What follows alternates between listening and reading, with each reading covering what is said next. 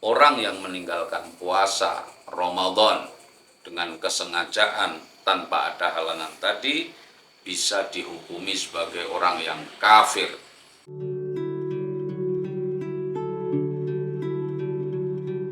Assalamualaikum warahmatullahi wabarakatuh. Bismillah, alhamdulillah, wassalatu wassalamu ala rasulillah wa ala alihi wa sahbihi wa mawala, amma ba'd.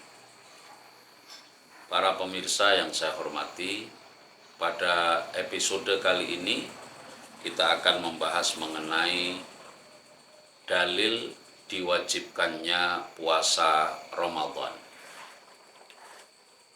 Sebagaimana yang sudah kita ketahui bahwa puasa di bulan Ramadan itu disyariatkan oleh Allah Subhanahu wa taala, yaitu pada tahun kedua Hijriah. Artinya setelah Kanjeng Nabi hijrah ke Madinah, maka pada tahun kedua baru kemudian Allah mewajibkan kepada umat Islam untuk melakukan puasa di bulan Ramadan. Nah, apa dalil yang mewajibkan puasa Ramadan itu? Kalau di dalam Al-Quran disebut dalil mengenai kewajiban puasa Ramadan itu adalah ayat Al-Quran surah Al-Baqarah ayat 185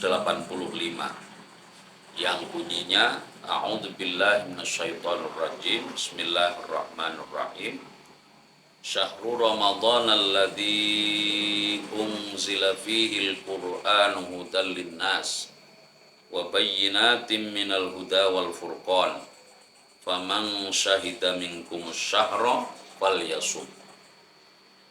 Bulan Ramadan adalah bulan di mana di dalamnya diturunkan oleh Allah Subhanahu wa taala Al-Qur'an sebagai petunjuk bagi umat manusia dan menjadi penjelas terhadap petunjuk dan juga menjadi pembeda antara yang hak dan yang batil. Maka kata Allah, faman syahida minkumus syahra falyasum. Barang siapa yang menyaksikan di antara kamu awal bulan Ramadan, maka hendaklah dia berpuasa bulan Ramadan. Ini adalah ayat yang mewajibkan atau dalil mengenai wajibnya puasa bulan Ramadan. Orang sering keliru bahwa dalilnya puasa Ramadan adalah ayat ya ayyuhalladzina amanu kutiba alaikumussyiyam kama kutiba alal ladzina min qablikum la'allakum tattaqun. Ayat itu bukanlah sebagai dalil mengenai kewajiban puasa bulan Ramadan, tetapi ayat itu menjelaskan mengenai bahwa syariat kewajiban puasa itu diberikan kepada umat terdahulu dan umatnya Nabi Muhammad SAW. Tetapi kemudian dalil yang menunjukkan bahwa kewajiban puasa di bulan Ramadan itu secara tegas disebut di dalam Al-Baqarah ayat 185. Nah, ayat ini juga diperjelas oleh Rasulullah SAW dalam sebuah hadisnya, yaitu di dalam riwayat Imam Al-Bukhari dan juga riwayat Imam Muslim disebutkan bunyal Islamu ala khamsin. Islam itu dibangun di atas 5 pilar utama, yaitu syahadati alla ilaha illallah. Yang pertama adalah mempersaksikan bahwa tiada Tuhan selain Allah Subhanahu wa taala, wa anna Muhammadan Rasulullah, dan mempersaksikan bahwa Nabi Muhammad adalah utusan Allah, wa iqamis shalah, dan juga mendirikan sholat, wa ita'iz zakah, dan membayar zakat, wal haji, dan juga melaksanakan ibadah haji, wa shaumi ramadhana, dan melaksanakan puasa Ramadan. Hadis ini diriwayatkan oleh Imam Al-Bukhari dan Imam Muslim, dan juga ada beberapa kitab-kitab hadis dari Kitabus Sunan yang menyebut mengenai hadis ini. Artinya, saudara-saudara, kewajiban puasa Ramadan itu perintah yang hadir langsung oleh Al-Quran dan juga diperkuat lagi menggunakan sunnah Nabi, yang kemudian juga ada hadis lain yang mengatakan, yaitu ketika seorang A'rabi itu adalah orang Arab pedalaman yang datang kepada Nabi Muhammad SAW, dia bertanya, "Madza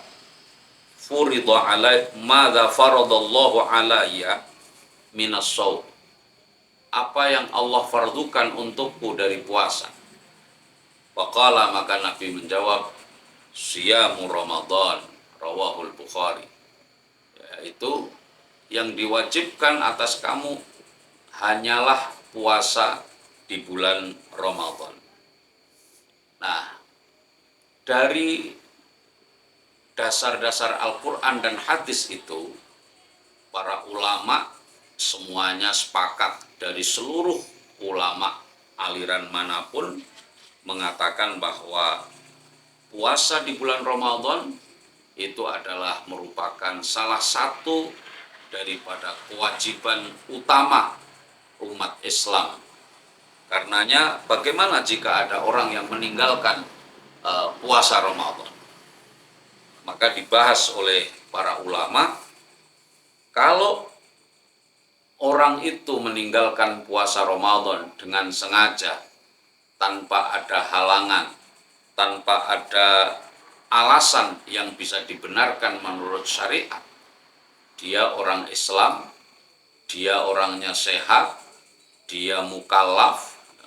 Mukallaf itu artinya orang yang sudah terkena taklif, ya, dia punya akal yang sehat, tapi dia meninggalkan puasa dengan sengaja, maka para ulama mengatakan orang yang meninggalkan puasa Ramadan dengan kesengajaan tanpa ada halangan tadi bisa dihukumi sebagai orang yang kafir, karena dia meninggalkan salah satu rukun Islam yang utama.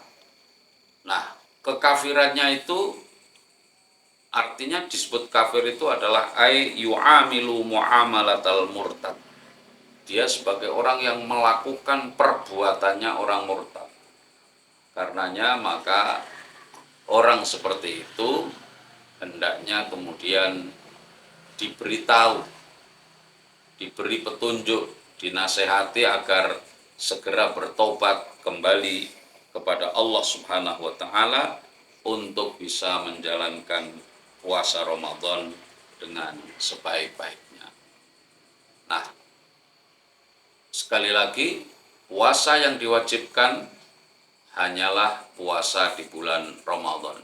Adapun puasa-puasa yang lain, puasa misalkan hari Senin dan Kamis, atau puasa ala Nabi Dawud, sehari puasa sehari tidak, itu semuanya hukumnya adalah sunnah, kecuali puasa nazar.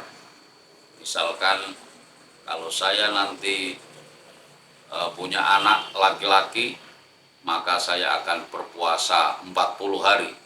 Maka ketika dia bernazar, hukumnya puasa yang dinazari itu adalah hukumnya wajib dan harus dilaksanakan. Tapi puasa-puasa yang lain itu adalah disunahkan saja dan hukumnya tidak wajib. Mudah-mudahan kita bisa melaksanakan puasa Ramadan dengan sebaik-baiknya, dan bila diperlukan tentu kita disunahkan untuk melakukan puasa-puasa yang sunnah. Antara lain yang diajarkan oleh Nabi, setelah Ramadan memasuki bulan Syawal, tanggal 2 Syawal, ya, mulai tanggal 2 Syawal, puasa 6 hari itu juga disunahkan oleh Rasulullah SAW. Selain itu, puasa Senin dan Kamis, Rasulullah pernah ditanya oleh para sahabat, mengapa panjenengan puasa di hari Senin dan Kamis? Rasulullah menjawab, saya puasa di hari Senin karena pada hari Senin aku dilahirkan, maka aku berpuasa pada hari Senin. Mengapa saya puasa di hari Kamis? Karena di hari Kamis, kata Rasulullah, pada hari Kamis amal perbuatan manusia akan dilaporkan kepada Allah Subhanahu wa taala. Maka saya sangat senang jika kemudian amal saya dinaikkan kepada Allah Subhanahu wa taala, saya dalam keadaan puasa. Ada juga hadis yang menyatakan mengenai sunnahnya kalau masih kurang hari Senin dan Kamis bisa berpuasa ala Nabi Daud, yaitu sehari puasa dan sehari tidak. Namun yang perlu dicatat, ada beberapa hari yang Anda tidak boleh puasa. Jadi jangan sampai saking sregepnya berpuasa sampai melupakan hari-hari yang dilarang orang berpuasa, yaitu 2 hari raya, hari Idul Fitri dan Idul Adha, dan hari ditambah dengan hari Tasyrik, yaitu 3 hari setelah hari raya Idul Adha. Nah, mudah-mudahan kita semuanya bisa melaksanakan puasa dengan sebaik-baiknya.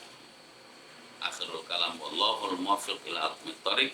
Wassalamualaikum warahmatullahi wabarakatuh.